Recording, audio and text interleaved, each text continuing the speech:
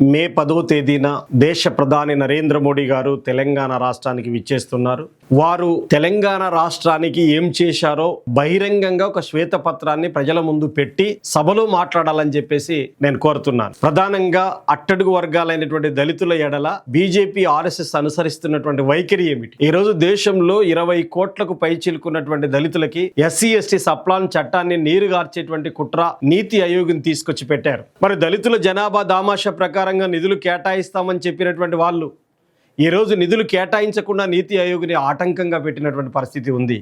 అదే దళితుల యొక్క ఆర్థిక అభివృద్ధికి ఏ రకమైనటువంటి చేయూతని ఇవ్వకుండా దళితుల యొక్క ఆకాంక్షల్ని మీరు ఎలా నెరవేర్చగలుగుతారు? అట్లాగే బీజేపీ 12 ఏళ్ల కాలంలో అధికారంలోకి వచ్చినటువంటి ఈ కాలంలో మీ ప్రభుత్వం ఇచ్చినటువంటి ఎన్సీఆర్బీ లెక్కలే గణాంకాలు ఏం తెలియజేస్తా ఉన్నాయి? 5 ఏళ్ల కాలంలో 1,20,000 దౌర్జన్యాలు జరిగినట్టుగా ఎన్సీఆర్బీ గణాంకాలు వెల్లడిస్తా ఉన్నాయి. అంటే ఒక ఏడాదికి 1,20,000 దౌర్జన్యాలు జరిగితే ఒక నెలకి 10,000 చొప్పున దౌర్జన్యాలు కొనసాగుతా ఉన్నాయి. రోజుకు ఒక దళితుడి పైన హత్య జరుగుతున్నటువంటి పరిస్థితి ఉంది. రోజు ప్రతి వారంలో ఒకసారి దళిత మహిళ పైన రేపులు జరుగుతున్నటువంటి పరిస్థితి ఉంది. ఈ దేశంలో దళితులకు ఏ రకమైనటువంటి రక్షణ లేకుండా చేసి దళితులకు సంబంధించినటువంటి రిజర్వేషన్ యొక్క సిస్టమ్ని రద్దు చేయడానికి పూనుకొని దళితులకు సంబంధించినటువంటి హక్కులన్నింటినీ కూడా కాలరాసే విధంగా ప్రయత్నం చేస్తూ ఈరోజు దళితులకు ఏం సమాధానం చెప్పడానికి హైదరాబాద్కు వస్తున్నారని చెప్పేసి నేను అడుగుతా ఉన్నాను. ప్రత్యేకించి తెలంగాణ బిడ్డల యొక్క మనోభావాలు దెబ్బతీసేటువంటి అనేక మాటలు మీ వాళ్ళు చెప్పారు. ప్రత్యేకించి తెలంగాణ విభజన అనేటువంటిది పాకిస్తాన్ ఇండియాతో పోల్చినటువంటి సంగతి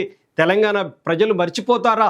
అంటే అంత ఘోరంగా అవమానించినటువంటి బీజేపీకి సంబంధించినటువంటి నేతలు తమ పార్టీలోనే ఉన్నప్పుడు ఆయన తెలంగాణకు వచ్చి ఏం చెప్పదలుచుకున్నారు అనేటువంటి నేను చెప్పదలిచాను. కాజీపేటకు సంబంధించినటువంటి కోచ్ ఫ్యాక్టరీ సంగతి ఏమైంది? అంతేకాదు మీరు ఈ దేశంలో ఈ తెలంగాణకి ఇస్తారన్నటువంటి వాగ్దానాలన్నీ ఏమైనాయి? విభజన హామీలన్నింటినీ ఏం చేశారు? ఏ ఒక్క చిన్నది ప్రయోజనం తెలంగాణకు చేయకుండా 8 మంది ఎంపీలు తెలంగాణ నుంచి ఉండి ఈ రాష్ట్రానికి సంబంధించిన నయా పైస పట్టుకరాకుండా ఈ రోజు నరేంద్ర మోడీని పట్టుకొస్తారా? నయా పైస పట్టుకరాని వాళ్ళు నరేంద్ర మోడీని పట్టుకొచ్చి తెలంగాణకి ఏ ఒరగబెడతారని చెప్పేసి ఈ సందర్భంగా నేను అడుగుతా ఉన్నాను. అంతేకాదు మీరు దళితుల్ని అట్టడుగు వర్గాల్ని నిత్యం అవమానించేటువంటి ప్రక్రియకు ఒడిగడుతా ఉన్నారు. గతంలో పార్లమెంటు సాక్షిగా కేంద్ర హోంమంత్రికి ఉన్నటువంటి అమిత్ షానే చాలా స్పష్టంగా అంబేద్కర్ అంబేద్కర్ అంబేద్కర్ అని చెప్పడం అనేటువంటిది ఒక ప్యాషన్ గా మారిపోయింది. దానికి బదులు దేవుణ్ణి స్మరిస్తే 7 సార్లు స్వర్గానికి వెళ్తారని చెప్పి చెప్పలేదా? అంటే అంబేద్కర్ ని అవమానించి కించపరిచేటువంటి వ్యాఖ్యలకు ఒక కేంద్ర హోంమంత్రి ఒడిగడితే అంబేద్కర్ ఎడల మీ వైఖరి ఏమిటో స్పష్టంగా అర్థమవుతుంది కదా. అంబేద్కర్ ను నిత్యం గౌరవించి అంబేద్కర్ ను నిత్యం ఆరాధించేటువంటి అట్టడుగు వర్గాలైనటువంటి దళితుల యొక్క మనోభావాల్ని దెబ్బతీసినటువంటి మీ సంస్కృతి ఈ రోజు తెలంగాణ ప్రజలకు ఏం చెప్పడానికి నరేంద్ర మోడీ వస్తున్నాడు అనేటువంటిది నేను చెప్పదలిచాను. గ్యాస్ ధరలు పెంచి ప్రజలను అడ్డి విరిచినటువంటి వాళ్ళు మీరు ఇక్కడికి వచ్చి ఏం చెప్పదలుచుకున్నారు? కాదు ఉద్యోగాలు ఇస్తానని చెప్పేసి ఏటా 2 కోట్ల ఉద్యోగాలు ఇస్తా అన్నారు కదా. 12 ఏళ్ల కాలంలో 24 కోట్ల ఉద్యోగాలు ఇవ్వాలి కదా. 24 లక్షల ఉద్యోగాలైనా ఇచ్చారా మీరు? ఒక్క ఉద్యోగం కూడా తెలంగాణ బిడ్డలకి మీ 12 ఏళ్ల అధికార కాలంలో వచ్చిందా అని చెప్పి నేను అడుగుతా ఉన్నాను. రైల్వేలు ప్రైవేటీకరణ చేస్తే అన్ని రకాల ప్రైవేటీకరణ చేసిన తర్వాత అందులో రిజర్వేషన్స్ ఎక్కడ ఉంటాయి? ఎన్ఈపీ తీసుకొచ్చి దాంట్లో రిజర్వేషన్సే లేకుండా చేసిన తర్వాత ఉన్నత విద్యను దళితులకు దూరం చేసేటువంటి కుట్ర మీరు చేశారు కదా. గతంలో శూద్రులు చదివితే నాలుక గోస్తాం, వింటే చెవుల్లో సీసం పోతాం అనేటువంటి మనుస్మృతి సిద్ధాంతానికి వారసులుగా ఈరోజు కేంద్రంలో మీరు అధికారంలో ఉన్నారు. కాబట్టి ఇప్పుడు ఎన్ఈపీలో రిజర్వేషన్స్ రద్దు చేస్తున్నారు కదా. దేశంలో బీజేపీ పాలిత రాష్ట్రాల్లో ఎక్కువ హింస చెలరేగుతుందని చెప్పేసి ప్రభుత్వ గణాంకాలే తెలియజేస్తున్నాయి కదా. రేపులు చేసేటువంటి సంస్కృతి ఆ రాష్ట్రాల్లోనే ఎక్కువ పెరుగుతుందని చెప్పి వెల్లడించబడుతుంది కదా. అత్యాచారాలు, హత్యలు, దౌర్జన్యాలు, దాష్టికాలు రోజువారీగా పెరుగుతున్నాయి కదా. మైనార్టీలకు ఏమాత్రం రక్షణ లేదు కదా. కాబట్టి బీజేపీ అగ్రనేతగా ఉండి దేశ ప్రధానమంత్రిగా ఉండి ఏం చెప్పదలిశారు? మణిపూర్లో 2 మహిళల్ని నగ్నంగా ఊరేగింపు చేస్తే ఆ నగ్నంగా ఊరేగింపు చేసినటువంటి దుండగులను అరెస్ట్ చేయాలని ఒక్క మాట మాట్లాడిన నరేంద్ర మోడీ మహిళల్ని రోజు భారత్ మాతాకి జై అనేటువంటి వాళ్ళు మణిపూర్లో మహిళల్ని నగ్నంగా ఊరేగింపు చేస్తే భారత మాతకి ఏం జరగనట్టా మీ దృష్టిలో? అంటే బొమ్మని పేపర్ మీద గీసిన బొమ్మను గౌరవించమని ప్రజలకు చెప్పి నిలువెత్తు నిలబడ్డటువంటి అమ్మలు, అక్కలు, చెల్లెలకు ఉన్నటువంటి వాళ్ళపైన అత్యాచారాలు చేస్తే నగ్నంగా ఊరేగింపు చేస్తే దాన్ని సమర్థించే పని చేసిన నరేంద్ర మోడీ తెలంగాణకు వచ్చి ఏం చెప్పదలిచాడు? అందుకని 2 ఏళ్లుగా మణిపూర్ మంట కలుస్తూ ఉంటే కనీసం కాలు కదపలేదు, నోరు మెదపనటువంటి నరేంద్ర మోడీ తెలంగాణకు వచ్చి ఏం జవాబు చెప్తా ఉంటాడు? ప్రజాస్వామిక హక్కుల్ని రద్దు చేసేటువంటి పేరుతో ఓట్లన్నీ దొంగిలించేటువంటి ప్రక్రియకు ఒడిగడుతున్నటువంటి నరేంద్ర మోడీ గారు తెలంగాణకు వచ్చి ఏం చెప్తాడు? మహిళలపైన అత్యాచారాలు, హత్యలు చేయటంలో అగ్రగామికి ఉన్నటువంటి బీజేపీ పాలిత రాష్ట్రాల విషయాలు తెలంగాణకు వచ్చామని చెప్పదలిశాడా? అందుకని తెలంగాణకు నయా పైస ప్రయోజనం చేయనటువంటి నరేంద్ర మోడీకి తెలంగాణకు వచ్చేటువంటి నైతిక హక్కు లేదు.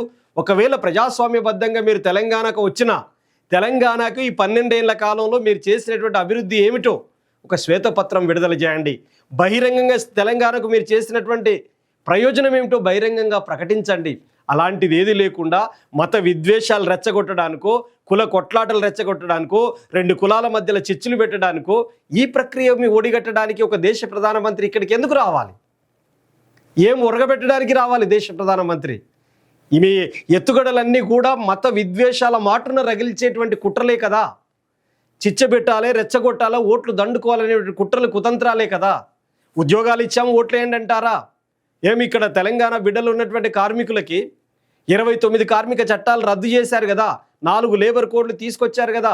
మరి ఇప్పుడు కార్మికుల హక్కులన్నింటినీ బజారుకి ఇచ్చినటువంటి మీరు కార్మికులకు ఏం చెప్పాలనుకుని వస్తున్నారు? మీరు కార్మిక చట్టాలని పునరుద్ధరిస్తామని చెప్పగలరా? మీరు 4 లేబర్ కోడ్లను రద్దు చేస్తామని చెప్పగలరా? మీరు ఈరోజు దళితుల్లో అత్యధిక సంఖ్యలో ఉన్నటువంటి వాళ్ళు, కోట్లాది మంది దళితుల యొక్క గుండెల మీద గుణపం గుద్దేటువంటి ఒక తీర్పు వచ్చింది కదా.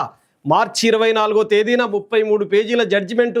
మతం మారితే దళితులు క్రైస్తవ మతాన్ని పుచ్చుకుంటే వాళ్ళకి ఎస్సీ హోదా రద్దవుతుంది, రాజ్యాంగపరమైనటువంటి హక్కులు రద్దవుతుంది అని చెప్పి జడ్జిమెంట్ వచ్చింది కదా.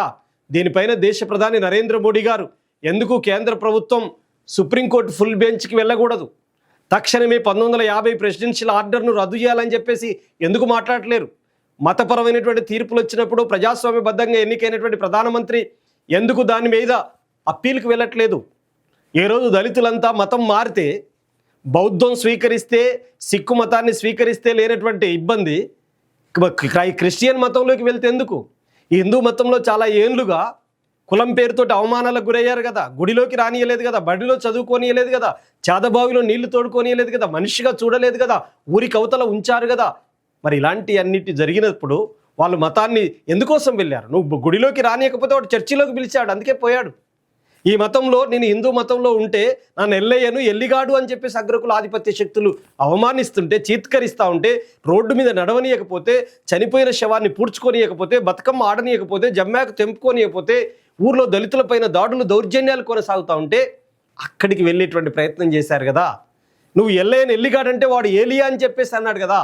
ఆత్మగౌరవం కోసం మతం మారిండు తప్ప మతం అనేటువంటిది ఒక ఆధ్యాత్మిక విశ్వాసానికి సంబంధించింది మాత్రమే.